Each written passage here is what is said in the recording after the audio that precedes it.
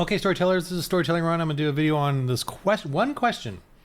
This is obviously a very Christian-y video here. I think all mine are. Anyway, here's the question from Autoback5375 on YouTube. Appreciate the question. One question. How are you so sure that God exists? And even so, how can you be so sure that you are right about him? There are so many different interpretations of the same God. Christianity, Judaism, and Islam all worship the same God, just through different books. Even Christians have many different interpretations. How do you know? This is a genuine question. I, as an agnostic person, cannot fathom this amount of certainty about anything. All right, great question. The question of the age is age. Let's do this one bit at a time. So, one question. You start with one question, which there's many questions there, but that's okay. I get it. How are you so sure that God exists? And even so, how can you be so? I think I'm just going to babble on. That's what I do with my videos. But I'm gonna go read it again, and then I'm gonna just start going off like I do. And even so, how can you be so sure that you're right about him? There are so many different interpretations of the same God. Christianity, Judaism, and Islam all worship the same God, just through different books. Even Christians have many different interpretations. How do you know? This is a genuine question. I, as an agnostic person, cannot fathom this amount of certainty about anything. Okay. I'm just going to start, top of my head stuff here that I found very joyful about Christianity. Let me get to the big one. I'm all right. Let me get to the big one. All right. Only Christianity is different from every other religion. Every other religion. This is set in stone from 2000 BC, and even in Judaism, although I'll get to that. Christianity is absolutely different, and even Christians have this argument. So here we go. I'm a Calvinist, Reformed Baptist Christian, Protestant, and I believe the early church was like this, and then the Catholic Church has gotten a little too, say, ritualistic and too heavy, whatever, doctrine heavy, that it's sort of losing the original church thing. But anyway, I still love Catholics. But here's the difference, and even Christians argue over this as well. So we'll get there. Election. God chooses who is going to be saved, not us. Every other religion is the other way. Paganism. Even Judaism, even Roman Catholics, and I mean, they're to a degree. But the true essence of God is sovereign, or God, for Christians, or God is sovereign with an asterisk. See, I believe God is sovereign, period. Not God is sovereign with an asterisk. So a lot of Christians are like, well, we have free will. I chose to be saved. No. If you really read and understand the New Testament, it's God chooses who's saved and who isn't, or he made us to be saved, and then he made ones that are not going to be saved. So does that upset you? Does that annoy the heck out of you? Does that make you angry? Then God did not make you to be chosen. Does that make you wonder, feel guilt, fear? Am I being chosen? Did God make me to be actually go to heaven with him? You may be saved, chosen, whatever. So, if this frustrates or annoys you, and I understand, it's completely radical, right? It's a radical thing. God created us, good or evil, and chosen and unchosen, and put us out here in the world. I mean, from an RPG standpoint, that kind of makes sense. As a GM, right? DM, that's what you do. You have good people and evil people, and you can let dice roll, but you kind of know what's going on. Anyway, so how am I certain of that? Well, one, no other religion has that. Every other religion has rules that you have to follow to be saved. Now, in Christianity, you're saved first, and then if you truly are chosen and saved, then the rules are just like easy. You just want to do things for God. You want to serve God. And we use point of view. The New Testament does use point of view, from our point of view, anthropomorphological statements that make it sound like we're choosing to be saved, or that we're the ones. But if you read deeper, it's no. Those are those are just outward signs of us being saved. So for instance, hey, that's a great sunset or a beautiful sunrise, right? The sun is not rising, but we talk that way because it's just quicker. Like Son of God is a simple way of saying, hey, he's the Son of God, but in truth, he's really like a clone or copy of God. But you can't say clone because that did not exist in the old days. Son of God is more our nomenclature, our point of view, our anthropomorphological understanding of things. Anthro meaning human, change to human, anthropomorphological. So we do anthropomorphological statements in the Bible and in regular life. Sunrise and sunset are obviously good examples. So when the Bible says, you have to choose Jesus Christ, if you choose Jesus Christ, you will be saved. It's not saying you as free will are choosing. It's saying that is in the outward appearance of knowing if someone is saved. They have been given that gift by God, or they have been chosen to be saved, and thusly will say, I choose God as my Lord and Savior. It's because of God already giving them that. So when I became Christian, I did not believe that. I believed I chose to be saved. And I'm going to go a little sarcastic here. I am good. I like this Christian thing. Thusly, I'm going to go ahead and decide to go into heaven when I die. I'm going to do that. That's kind of the contentiousness now of Christians, those that believe that. And then there's some that believe there's like, well, I partially believed, and then God brought me to the, so they believe half and half, which I'm not sharing power with God at all. I am of the like, I guess Calvinist, or I'm not Reformed Baptist, whatever the term is. I don't really know what the exact term is for this. Elect, I don't know, but I am of the God. And when I became Christian, it wasn't until 5 or 6 years into it that I learned that I had gone to 2 different churches, never learned that. And then when I went to Pastor John MacArthur, the Grace Community Church, I was in Men of the Word in this fellowship group, and it was told to me in passing. It wasn't even like, I wasn't even taught it in the sermons or anything. I brought up something about free will or something, and we were in a men's group, like 8 of us or something, and they were actually talking about something else. And what was funny is, like, they said to me, no, God saved you, God chose to save you, not you. And then they went on and talked about whatever, and I was like, what? And they went on to talk about the other, whatever the thing was. I can't remember because I was so, what? And when they said that to me, like, no, God chooses who he saves, not us. If you're saved in line with him. I'm like, what? And then it was comfortable to me. Like, I started thinking about it and ignoring them. And I was like, wait a minute, if God chose to save me, I didn't have anything to do with it. And I was like, oh, I wonder if that makes sense, because it kind of started to make sense to me slowly. And then I was thinking this. He knows everything about me. He knows I'm a sinner. I'm an idiot. I've hurt people. I've hurt myself. And I'm still a sinner doing, mean things and all that. And my thoughts are crazy, perverse and whatever else, and conspirings and all this stuff. And yet he still wants me, or has chosen me to be saved. He still wants me to go to heaven and live with him, with Jesus, with the Holy Spirit, with everyone else in an eternal heaven. What? I have no say in it. That to me is weird. I'm not saying, all I'm saying is no other religion, none has that.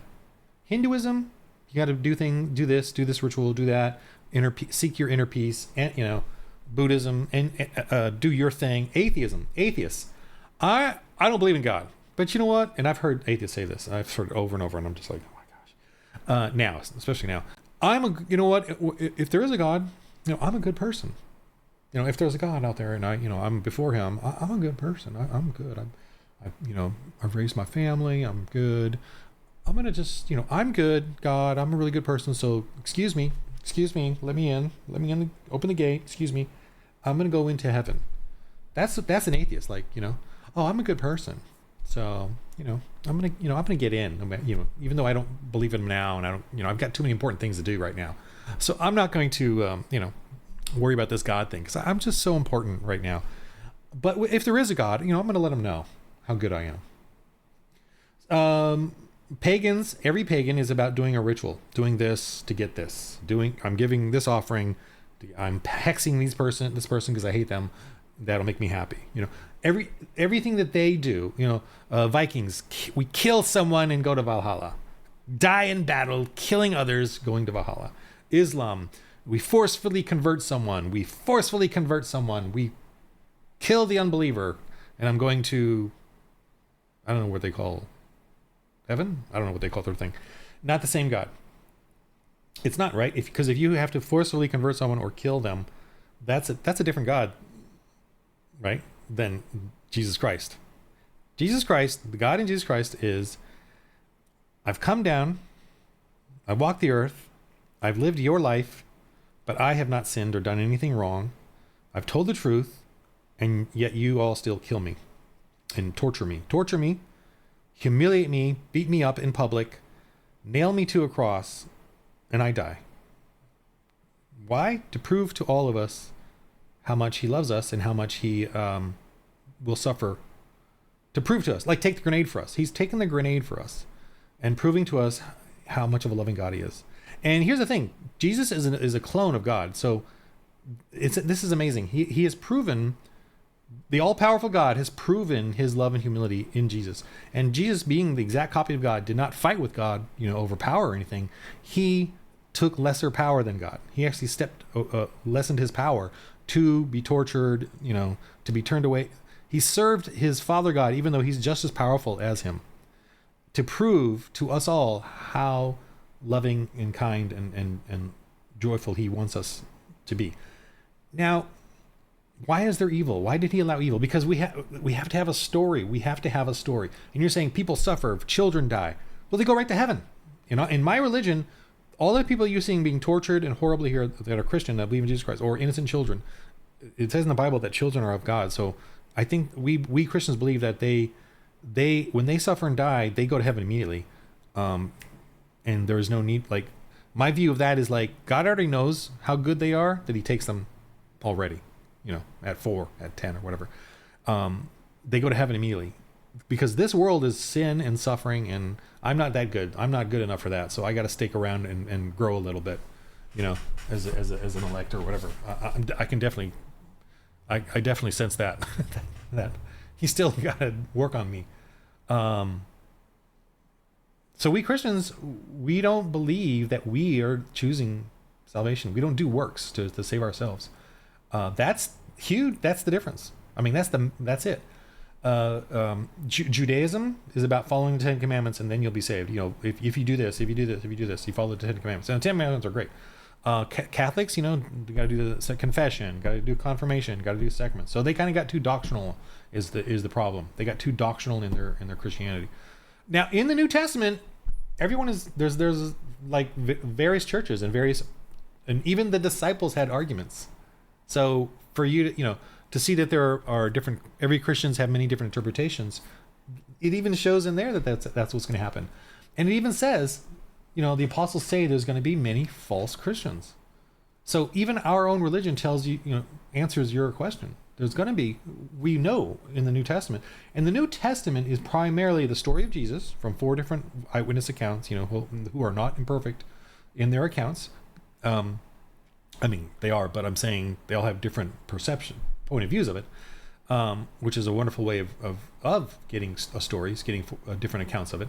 And then from there, it goes into the churches, like from Acts, and then, from Paul and Peter and all the other disciples. All the rest of the New Testament are essentially letters or journals about the church, about building the church and spreading Christianity during the period right after Christ dies. So that's an amazing thing, and it's all about them arguing, kind of, and re-explaining things to each other and to the different churches that they're planting and encouraging them and telling them, why they have failed and here's what you need to do to correct yourself. So there's a lot of that going on in the New Testament, which is, answers sort of why are there many different Christian interpretations? Because we're all kind of wacky, and there's going to be in the church many who are not actually saved. They just want to come in and take the benefits of the church. They want to, or they believe in good works, so they want to do all these good works and feel good about themselves, but they're not really saved. And I'm not the judge of that. If a non-believer is in a church and doing some great works, great. as long as they're not sinning and manipulating people or whatever. But if and I don't know who that is. I don't know if there's some lady doing all these great works.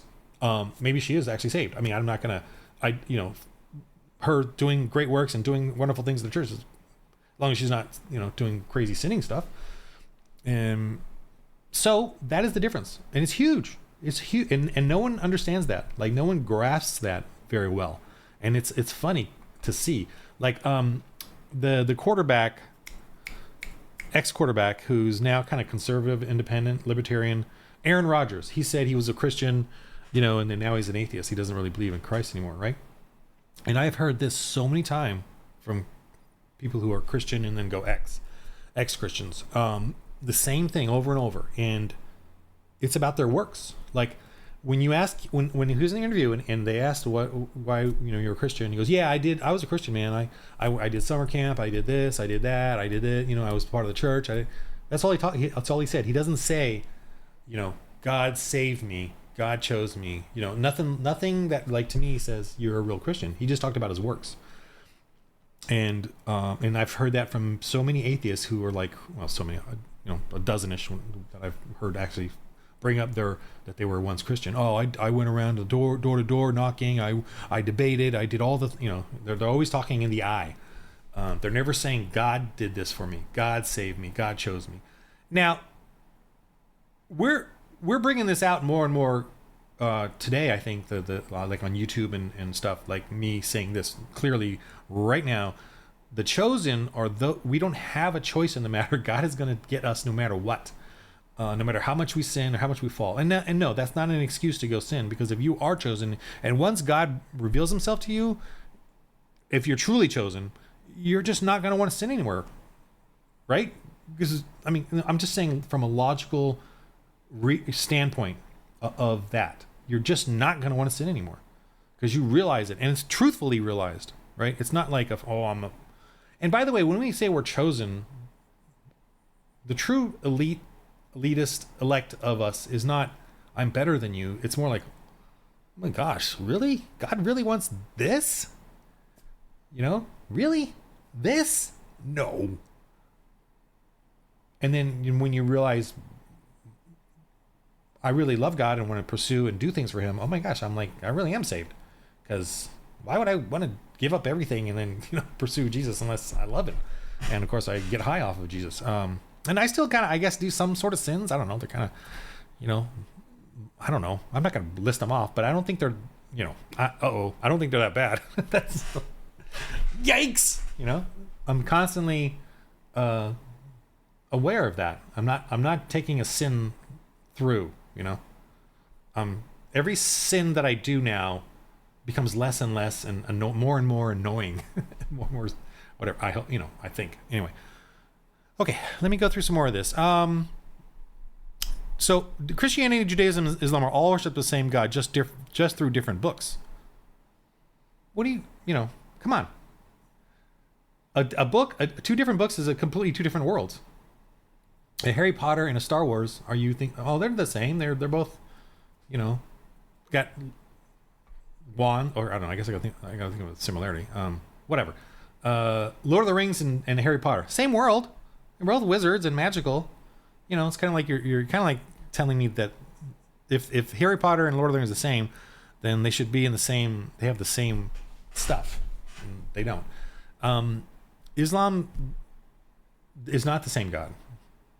I mean, it's not the same God. If you have to force convert, if you have to kill the unbeliever, there's nothing in Christianity about killing the unbeliever.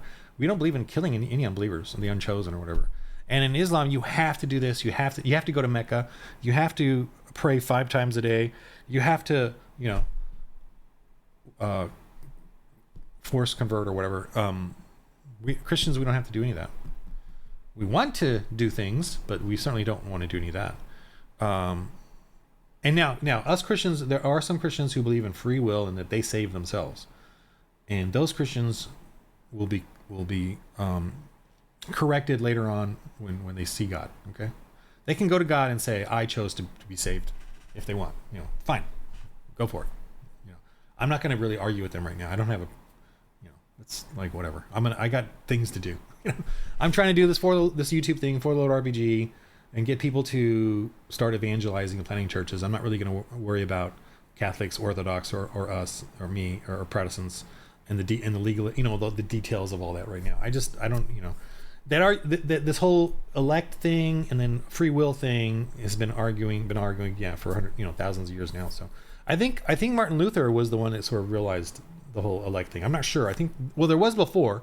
There was in the early church, 300 AD, 400, 500, 600 AD. What I've been reading, they all understood grace. It's basically called grace because God just saved you and chose you. But I think the Catholic Church kind of got into so much doctrine that it sort of forgot about the grace. And then Martin Luther, I think, revitalized that. I'm not going to debate or argue any Christians over that. I'm just giving you my layman reading of it all. What else? Autoback. What else can I? My assurance. So, if you're chosen by God, if God truly is going to save you, He knows you're going to be saved. I mean, He made you that way. You're going to see things the right way. If you're not chosen by God, you're probably not going to see things the right way, or you might see some of it, but then it's going to falter at some point. Just case in point, like a simple modern day take on this is men can be women. See, right there. That's that right there. We Christians, we chosen, we elect, know that men cannot change into women. That you cannot sever your penis and fold it in and make a pretend vagina, and then you're a woman, and then take a bunch of hormones. It's just not possible. It's wrong, sinful, evil, whatever. The unbelievers are going to believe that you can do that. You can be a man can turn into a woman can turn into a man. Or there's no sex at all. And that's been common in paganism, by the way. It's been very common. It's way before Christianity, by the way. Transsexuality has been there. Gender fluidity has been there. Hindus do it. The pagans have all done it. It was huge in China before, when the Christian missionaries first started going there in the 18th century. They discovered it was just so commonplace. So right there, that truth is not being allowed to exist. It seems now that the pagans have been taking over the culture. What else? So some cool things. I'm going to keep babbling just because I enjoy this. Here's something that I really like about the Bible that really early on kind of made me realize, the Bible is true. Solomon, King Solomon, is the big character in the Bible, right? Huge character. Jews, Christians love him. He's got the book of wisdom and the book of Proverbs. I think, am I right? I keep book of wisdom, right? Yeah. Whatever. And Ecclesiastes he wrote. So he has some major books in the Bible, plus I think some Psalms too. Correct me if I'm wrong there, but so he's a ton of wisdom, right? All wisdom kind of based. King Solomon, son of King David, all wisdom. So he becomes a pagan in the end. Here we are, all reading about wisdom from the King Solomon, and he turns into a pagan in the end. He has like 600 wives, 900 concubines, sexual pagan orgies, whatever. He leaves God. What kind of a sales pitch is that? What kind of a con is that? Imagine high priest, Jewish high priest, powerful manipulators in writing this Bible, putting together this thing to control people, to control them into believing in Judaism, and Christians believing it too, and we tricking you with all this wisdom and all this control over you. Oh yeah, by the way, one of the major guys leaves us, our con, leaves our lies and deceptions. But now believe us, we are going to control you.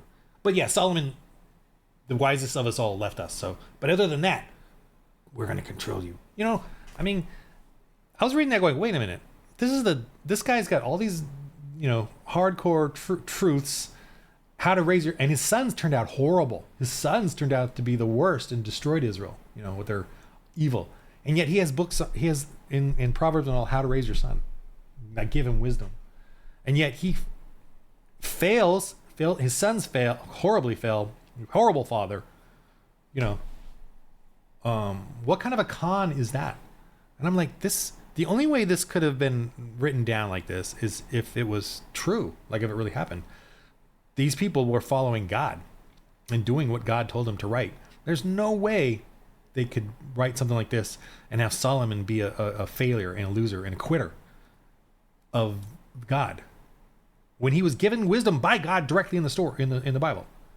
How can you sell, or how can I deceive you as a sorcerer, of Jewish sorcerer, with a book where one of the main characters leaves you? And David was a failure too. He ended up being a murderer. He had the heart of God, and he ended up being a murderer. And then then had Solomon. How can I, as a Jewish priestess, sorcerer, con man, mind control you with this kind of a book? And the book is about how the kings all failed God. It insults the kings. And it insults the priests. The priests and the kings of Israel fail God over and over in the book. How can this be a sales pitch or a con for power, right? The only way you'd want a sales pitch or a con is for power, to control others. How can that be when everyone that was sort of controlling in it was a failure? And the 10 Commandments, by the way, gives every person individual rights.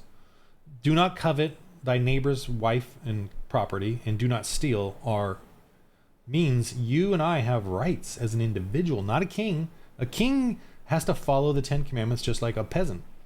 So and don't murder the innocent, right? So kings cannot go around murdering the peasants. Kings cannot go around and steal your stuff or covet your property. So who does this give power to? Because that's the fear that anyone would have with a religion, is it gives power to somebody. In Islam, the most powerful are the imams.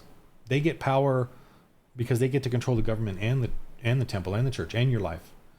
In Christianity, the pastors, what they can control? Your membership in their church, and that's it. That's it. That's the only power a pastor has.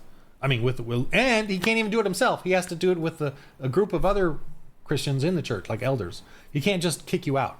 He has to talk with other elders. They then have to approach you and try to correct you on your issue. And then if that doesn't work, kind of a series of those, and then they can remove you from the church. That's it. That's the only power structure in the Catholic, in the church, in the Christian church. A pastor is just a teacher. They don't have power over you. They have to honor you, your family, father and mother. They got to honor all that. Now, if they fail that, they're sinners, obviously. And so Christians have the right then to pick churches. To be honest, they can get kicked out of one and go to another. Whatever. And the book is so solid. This book, the Bible, yes, it has many translations and all that, but its lessons are repeated over and over. So if someone tried to mistranslate the Bible on purpose, they one, they fail, and two, we already have the source material. And if they did mistranslate, they'd have to do it like in 37 different spots, and they'd have to know all about the Bible to do that. Because if they missed one of them, they would, just like the Jehovah's Witness Bible, then they would have it. I don't know that much about the Jehovah's Witness Bible, but I do know that the guy, he tried to take out hell and all this stuff or whatever, but there's one thing in there that he missed, and so all those Christians like tag onto that and put it back in their face or whatever, and then they've tried to, I don't know, whatever, I don't know the history of it, but anyway, the Bible it's not mistranslated, the ones that have survived, it's maybe just not translated well, like some not translated as good as others, and there is contention, obviously, but God is God. He can survive that. His Bible can survive that, and it has. And I've read different translations. I started with the ESV, went to the NASB, or did the New King James Version, and then the King James Version. So in all that, I don't know, I'm still moving forward with my faith. I'm not like, oh, now I'm becoming a pagan, or now I'm becoming a this. I've read different translations of the Bible, and there's a website that has all the translations, so you can compare and contrast and compare. And it's all historical. It's all linguists, all 2,000 years. The Bible is the most sourced archaeological, ancient, within the time of Jesus and the disciples, source material that we have. It's the most. It's in the 20, 30, 40 thousands of copied letters, and all almost perfect, kind of, for a human. So there, there's that. And Bible, to me, I think, I mean, I could be wrong about this, but it's the most surviving thing of all. No, I just don't know. I mean, I could be wrong about this, but I don't know of any other text that has survived and survived intact. Islam's Quran has not survived intact. There's like over 20 different versions of it and counting, and they all know that. They're hiding that fact from you.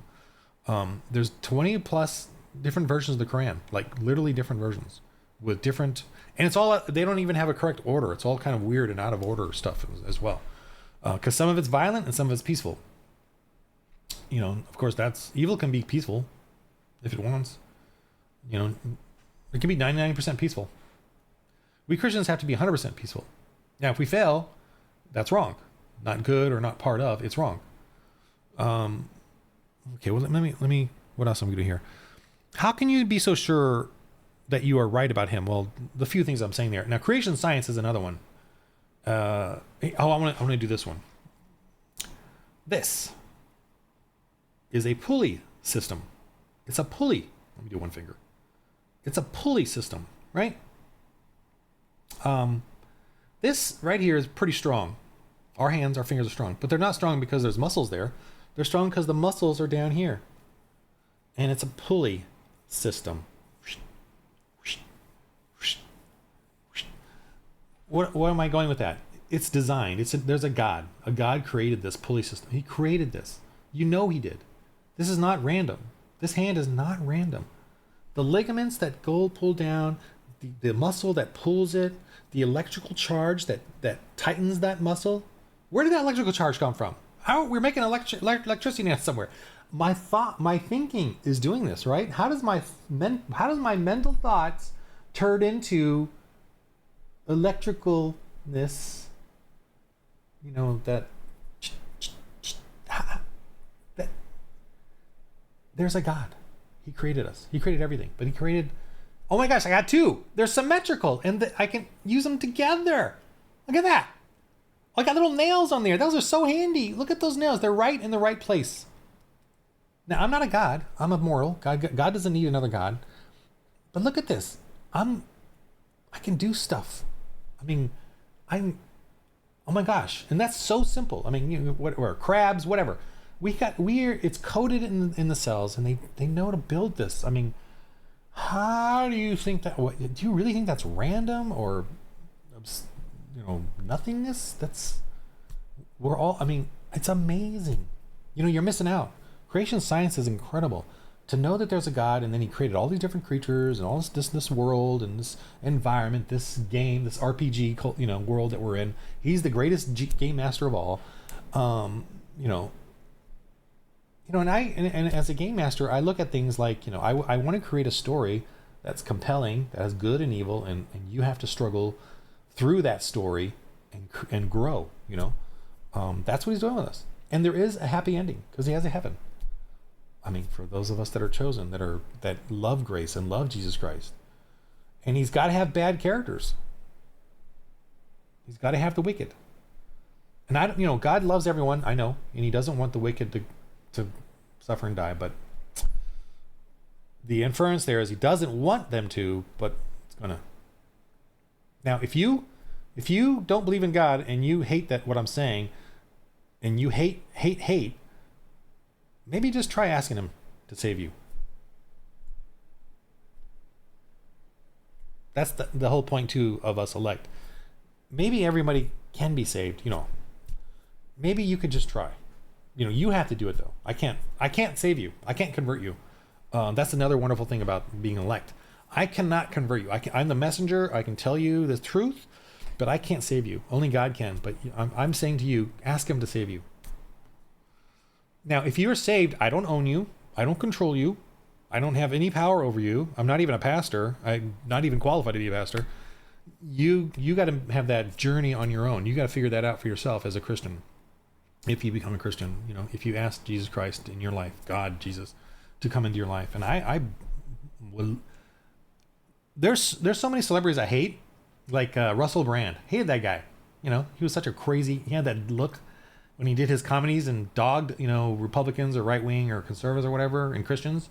Totally just evil mofo. And now he's a Christian, and I'm like, oh, I'm just like joyful. Now I like that guy. I don't know him.